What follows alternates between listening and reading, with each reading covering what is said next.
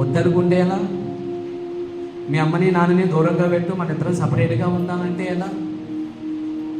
కుదరదు. మరి అటువంటి సమస్యల నుంచి ఎలా బయటపడాలి, అసలు ఆ సమస్యల్ని కోర్టులో ఎలా పరిష్కరించుకో.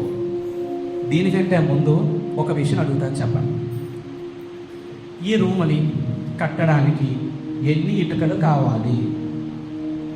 మీ యొక్క ఆలోచన విధానం ప్రకారం చెప్పండి.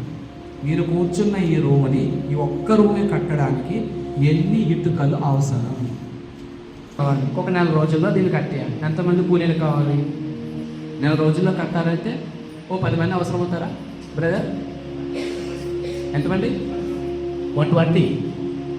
ఒక ఆడపిల్ల జీవితం నిలబెట్టడానికి ఆ కోర్టులో ఎన్ని వాయిదాలు కావాలి? కేసు వేసిన నెల రోజుల్లోనే తీర్పు ఎక్కడ వచ్చేస్తుంది అందరికీ? చేతిలో ఉన్న ఇటుకల్ని నీట్గా అమర్చి దాని మీద సిమెంట్ పెట్టి దానికి ఇసుక కలిపి నీళ్లు కలిపి కొంతమంది కూలీలు పనిచేస్తే ఎండక్క బాగా కష్టపడితే వాళ్ళకి భోజనాలు పెట్టుకుంటూ, టిఫిన్లు పెట్టుకుంటూ, క్యారేజీలు తెచ్చుకుంటూ వాళ్ళందరూ కష్టపడి ఒక అద్భుతమైన రూమ్ కడితే దీనికే నెల రోజుల్లో 2 నెలల్లో పడుతూ ఉంటే ఒక ఆడపిల్ల జీవితాన్ని నిర్ణయించడానికి కోర్టులో ఎన్ని వాయిదాలు కావాలి? ఈ విషయం తెలియ చాలామంది మేము కేసు వేసి సంవత్సరం అయిందండి, మాకు ఇంకా తీర్పు రాలేదు. తీర్పు ఇవ్వడం క్షణాల్లో పని, ఆల్రెడీ రాసి ఉంటుంది తీర్పు అక్కడ. ఈ శిక్షకి ఇది రాజ్యాంగం రాసి ఎన్నో సంవత్సరాలు అయింది కదా, మరి అన్ని సంవత్సరాల క్రితమే ఈ తప్పుకి ఈ శిక్షకు మనందరికీ తెలుసు. నువ్వు అడగానే నీ కుటుంబాన్ని 2 ముక్కలుగా విడగొట్టేసి ఆలోచన మాకు రాదు. కలుపుదాం వీళ్ళిద్దరిని, ఆ భార్య భర్తల్ని కలుపుదాం. నేను చెప్తే వినరు, నువ్వు చెప్తే వినరు, కాలం చెప్తే వింటాం, కాలానికి కొంత సమయం ఇద్దాం అని చెప్పి నేను అన్నాను కదా.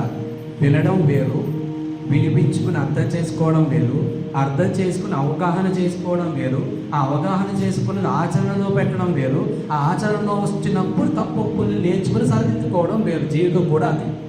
అందరికి చేయాలంటే చెక్ కింద జగిరి కూర్చొని పెడతాం, నెలకు 20-30 డివోర్స్లు ఇచ్చేస్తాం, మొత్తం ఖాళీ అయిపోయింది. కానీ అందరూ విడిపోతారు, పెళ్ళిళ్ళు కనబడవు, డివోర్స్ ఫంక్షన్స్ వస్తాయి, విడాకుల మహోత్సవం. మా అమ్మాయికి విడాకులు వచ్చాయో ఆ రోజు రాకూడదు. అందుకని కావాలని ప్రతి దానికి స్టెప్ బై స్టెప్ ప్రతి ప్రాసెస్ తీసుకుంటూ అసలు ఇది నిజంగానే తప్పు జరిగిందా, జరగడానికి అవకాశం ఉందా, కళ్ళతో చూసిన సాక్షులు ఉన్నారా, ఏమైనా ఫోటోలు ఉన్నాయా, వీడియోస్ ఉన్నాయా, కాగితాలు రాసుకున్నారా, పెద్ద మనుషులు ఉన్నారా, ఆయన మళ్ళీ బతుకున్నారు. ఎన్ని చూడాలి ఒక ఆడపిల్ల జీవితం అంటే. పెళ్లి చేయడానికి ఏమో ఒక 1000 మంది రావాలి, వాళ్ళందరూ భోజనం చేయాలి, 2 కుటుంబాల మనుషులు రావాలి, వాళ్ళు బస్సులోని వీళ్ళు 20 కారులోని వస్తారు, అప్పుడు పెళ్లి చేస్తారు. 10 లక్షలు 30 లక్షలు ఖర్చు పెడతారు. మరి విడాకులు కూడా అంతమంది వస్తారు, ఉండండి, వస్తాయి విడాకులు కూడా.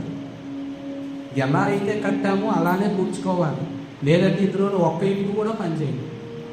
ఇప్పుడు దీన్ని కూల్చేమన్నాము, ఇష్టం వచ్చినట్టు కూల్చేస్తారా?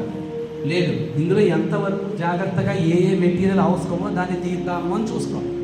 అలానే ఆడపిల్ల జీవితం ఎక్కడైనా జాగ్రత్తగా ఏదైనా తీస్తే సాల్వ్ అవుతుందేమో అని చూస్తాం. అందుకే అంత టైం పడుతుంది. దయచేసి మీకు ఏదైనా సమస్య వస్తే వెంటనే పరిష్కారం వచ్చేదన్నా అనుకో. వీళ్ళందరూ చేసే ప్రతి పని అది. ఈ సమస్యలో ఎన్ని కిటికీలు ఉన్నాయా, ఇంతగా వీళ్ళు ఆలోచిస్తున్నారా?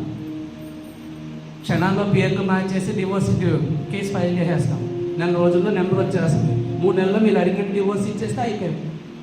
వెడ్డింగ్ కార్డు ప్రింట్ అయినంత స్పీడ్గా డివోర్స్ కూడా ప్రింట్ అయింది.